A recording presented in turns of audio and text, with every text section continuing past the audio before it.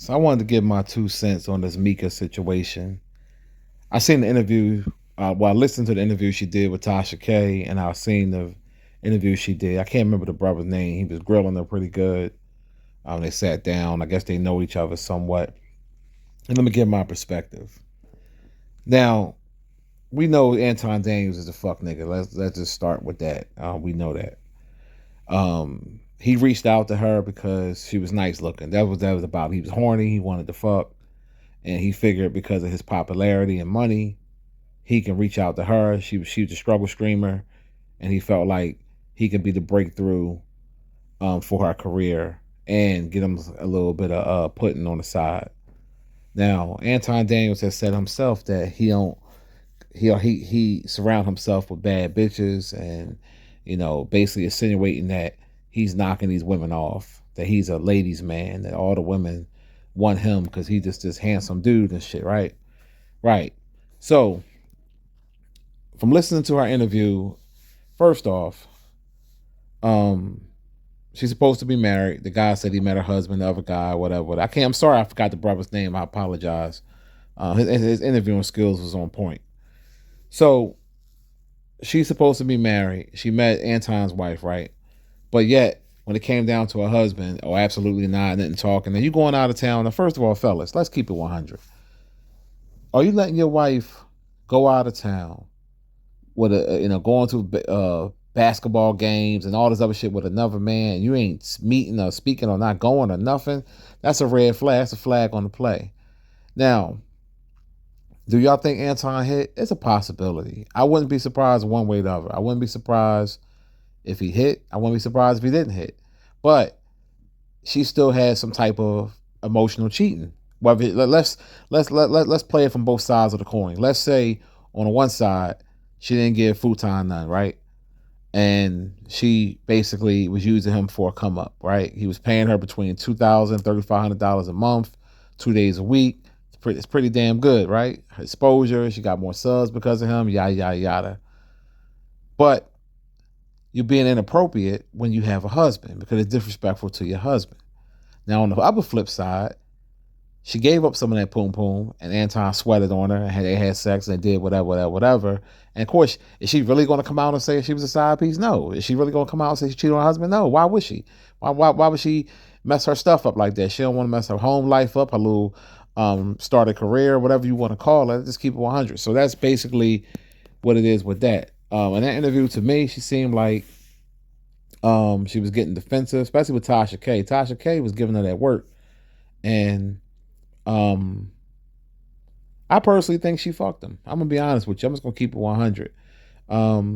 He probably paying her the most out of all the other people that's on his show. Now, the reason why I think he hit it, I'm gonna tell you why I think I hit it. The reason why I think he hit it, because why they not working with each other now? Her excuse was, when they was trying to say I was a side piece, he didn't stand up enough for me. But you stood up for yourself. You stood up for yourself, and you made it known that you wasn't a side piece.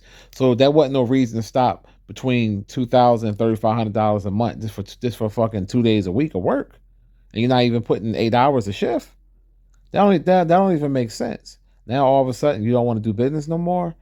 Nah, I think the jig is up. Maybe her simp husband might have said something like, "No, we don't need you working with futon anymore," and this is what it is. But people going crazy for it. Yeah, she's not bad looking, but she ain't all that. I mean, listen, this because you light skin don't mean you the shit. I'm light skin my damn self. You know what I mean? I can say that. You know what I mean? That just don't make you the shit. I'm not gonna say she ugly. Don't get it fucked up. She's not ugly. But motherfuckers drooling over her like she just the best thing ever. And I'm like, no, she's a nice looking woman. It's like, cool. And she was trying to play it off to myself. I think Tasha K asked her, well, when do guys be in your inbox? Oh yeah, but I don't really pay it no mind because I'm about business. Get the fuck out of here, bitch. What you fooling? Damn well you paying that shit no mind. You love them compliments. Cause when I looked on your channel and all the guys is over there gawking at you, you was all hearting them and oh thank you so much. One thing I know about women, listen, I'm almost 50 years old. I know women love compliments, and some women are more thirsty than others. You dig what I'm saying? Some women, who don't want to be, told that they're nice looking, but at the same time, who wants to keep, if you're a married woman, all them compliments shouldn't mean shit. It's about your husband. Your husband should be the one complimenting you. That's the ones that should really matter. You should be flattered by your husband, not by these dudes that just want to put that they just want to put their fuck stick in you. Let's just keep it 100. That's all. That's what it is. So from the interview I saw her do with Homeboy, it seemed like she was either a dingbag or she was lying. One of the two. One of the two. Because she tried to basically make it difficult than what it was. We know what it was. So let me play devil's advocate. Let's say she's telling the truth, right? We know Anton. She said something about his persona. Oh, he has an internet persona versus how he is in real life. But I heard Anton himself say this is how he is in real life and online. So they asked the question about the flirting. They said, well, has Anton ever flirted with you? And she said, well, not in person, but only on the show. But I just looked at it as, it's just his persona and YouTube personality. Hold up, bitch. So how is it? Let me ask you this question, Mika. If you were a married woman, why would he, and there's other women on the panel, why would he have to flirt with you? Why can't he flirt with the other women that's not married? Answer me, bitch. I'm just trying to figure out why would he just do that? So we just got to keep it 100 because Anton basically want to surround himself with nice looking women. So what I'm trying to figure out is if he have a whole wife, why do he got to surround himself with attractive women? Like to boost his ego because he know he a fuck nigga with money. See, when you a dude that's not used to getting nice looking women and never really had it, and you get some money and then all of a sudden you get that attention, then you have that behavior when you got to have these women around you. Hence, when you have these women around you, what you going to do?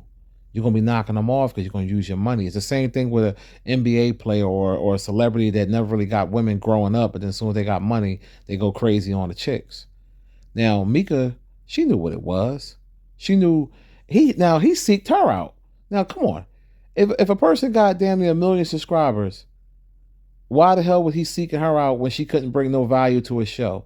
He seeked her out because he saw a woman that wanted to get into the game and he thought she was attractive and he was attracted to her and he wanted to fucking sweat on her. And he said, oh shit, I could use my popularity and my money to get in them draws. Hence, that's why they was at the basketball game together, all posted up and all that. Oh, we was only on the floor for 10, 15 minutes. And then he had a business meeting. What the fuck that had to do with you, bitch? The business meeting had nothing to do with you. So what do you think you fooling? Why would you have to go to the game? Y'all was dating. It's no different when Shannon Sharp was at the game with that little punk that what was that sweet boy name? Hollywood. They called himself Deep Print or some bullshit. His flamboyant gay stylist. They was courtside at the game chilling and shit. They was out on a date. You was out on a date with this dude. Cut it out. You know what I mean? Like, who you think you fooling? You think we stupid? Either way, you was wrong. Let's say you didn't give Anton no pum pum, right? You still had emotion. It was like almost like emotional cheating in a way. But sometimes that's even worse. For real, for real.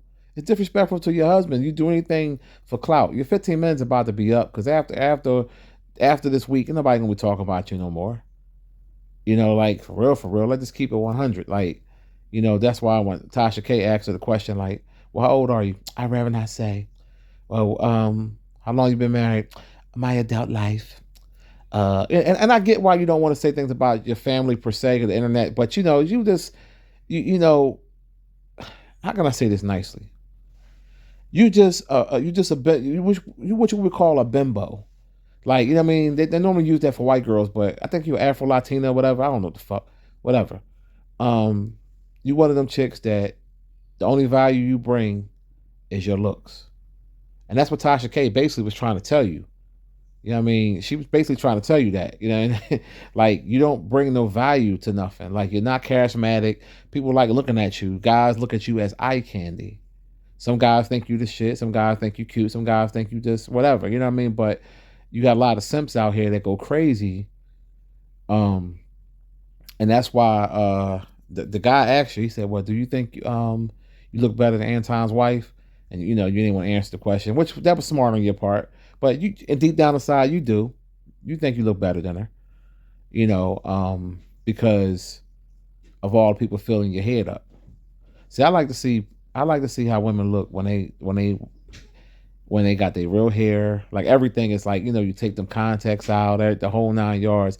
That's how you really see what it is. And Anton, let me get on him for a minute. Let me get on futon for a little bit. So, you know, he's disrespectful to his wife. It's obvious. We all know that. You know, he married her. He chose. See, she was with futon before the money. So far as I'm concerned, she's a rider, and that's a real woman that you don't disrespect. That's a real woman that you cherish, because that's the woman that really cares for you. Anton ain't no stud. He ain't no handsome. I mean, well, I'm trying to be nice here. Yeah, fuck nigga. Let's just keep it 100. I'm not, man. Come on, man. I gotta keep it real, man. This is Monty's unapologetic channel, man. I gotta give that good content, man. That real raw content. He wasn't getting no women growing up. You know what I'm saying? And don't. I'm gonna be honest with you. Ain't no women would be surrounding themselves with Anton if he didn't have those subscribers and didn't have the money. The end. So this is why he choose. Why you didn't take your wife to the business meeting with you at the basketball game? Oh, because she's dark skinned. Let me find out you married a dark skinned woman, but you want to parade around a light skinned chick. Colorism. I mean, you know, that goes on in the black community, and I don't even think Shorty black. I think she a taco. So at the end of the day, you know, that's some cornball shit. And beauty is in all shades. So don't get that fucked up. Beauty is in chocolate. Beauty is in brown and light. But we got a lot of colorism in the black community. People do it all the time. I grew up with the shit. Motherfuckers saying shit to me. I never discriminated. I always loved dark skinned women, brown skin, light skin. I ain't one of them dudes that, see, I grew up in the 80s. So I remember in the 90s, I remember when people would make fun of dark skinned women, and I'm like, shit, give me all that. Give me all that chocolate. Like, fuck wrong with you. Like, I never took on colorism, because we got it bad as it is with white supremacy, and you got motherfuckers out here that basically using that colorism shit. Oh, you acting, you know, it's their favorite shit, their favorite line. Oh, light skin is cute, or you acting light skin. And I can't stand when people say that bullshit, because like I said, it's either you tough or you not. Ain't got nothing to do with no fucking complexion. But in closing, Mika was a side bitch. That's what I truly believe. The shit got blown up because he thought, and that's another thing. They was on that trip too when they went to the 5150 show. That was supposed to be Anton's interview. He didn't even tell Corey he was bringing Mika, and that's why Corey blew up the spot. He blew up the spot and was like, "Yo, you here with your side piece? Because you parading her around, and that's the case. Futon, why wasn't you parading her, the rest of your panel members around? He had other female panel that was on his show on a regular. You ain't see him parading them around, only Mika, because he was focused on fucking Mika. That's what it was. And she looked at it like, all right, I'm gonna lay down with this funny looking Mr. Potato Head looking sissy, and because I'm getting something out of it. Some women do it all the time, a la prostitutes, but they don't like to be called what they are. She an opportunist, whatever you want to call it. I mean, you pick one. But yeah, you know, that's basically my 2 cents into it. I don't really give a fuck. It's just something to talk about, you know. And another thing I just want to say, this is just a side note, and this is some of you content creators. I was watching some lady thing she was covering. I can't forget her name. I apologize, but she was saying some real shit. But I got to push back on you just a little bit, because she was covering this thing. She did like 3 or 4 videos on it. And she was coming at Mika saying, well, when she met Anton, she only had 1,000 subscribers, and as soon as she been dealing with Anton, she went up to 50 in 2 years, which is damn good. And Shorty was like, oh, she only got 50,000 subscribers in 2 years. That's nothing. And I'm like, hold up, bitch. You got just about 100, and you've been on it for 6 years. So at that same rate, Mika's will surpass you. And I'm tired of some of these black creators acting like because you got subscribers that you better. Like, that shit cracks me the fuck up. Like, what you have in your bank account. And I'm just keeping this, what's this a side note? Because I know that some of y'all let that shit go to your head, even on Instagram and shit like that. Like I said, this is a new channel. My regulars know I used to have a good amount of subscribers. I used to have 30, 40,000 subscribers and millions of views and all that before I was flagged. That shit didn't mean nothing. Don't mean nothing because I get money outside of YouTube, whether I'm big or not on YouTube. And that's the difference. Some of y'all got to stop acting like putting your nose up or acting like, oh, I'm not. Because she was like, yeah, I wouldn't work with no person that ain't really have no subs, because then what if that person can bring something to the table and help the brand? It ain't just about the subs all the time. It's about the content. But just a little side note. Like, some of y'all be acting like y'all the shit when you get a certain amount of subscribers, but you still living paycheck to paycheck. And that's just my opinion. I haven't lived paycheck to paycheck in years. And so fuck a YouTube channel for real. But anyway, in closing, I want to say, only thing that interviewer didn't do, he forgot to ask Mika about what did she say to Anton about misleading her about the Corey Holcomb shit. Other than that, the end of the interview, the guy, they were sitting in that little studio. He did a phenomenal job. He was grilling her ass. And I heard the Tasha K interview on somebody else's channel, because I think Tasha K got it when you got to go to our website. And I'm not paying to listen to Small Head, Bald Head. But every now and then, Tasha K will have some good interviews. So, in closing, if you're new to the channel, you can sub, like, share, whatever, all that good shit. If not, then it is what it is. Eat a dick. And I'm going to holler at y'all later. 1.